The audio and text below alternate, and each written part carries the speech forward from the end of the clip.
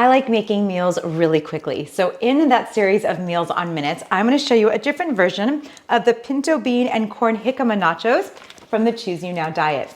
So today, instead of nachos, I found these jicama wraps. So they're basically like little skinny kind of mini tortillas made from jicama. So today I'm gonna put a little bit of guacamole. I actually bought store-bought this time because I was in a rush.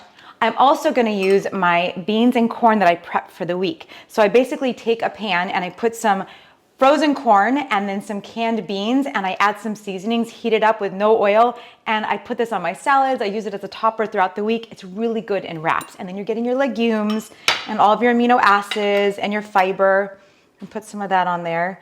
Black beans have a little extra of a certain phytonutrient. That's what makes them that dark black color.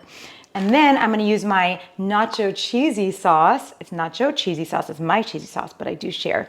And it's very spicy because I like it spicy and cheesy, and it's made from cashews and roasted red pepper, another sneaky way to get more veggies in.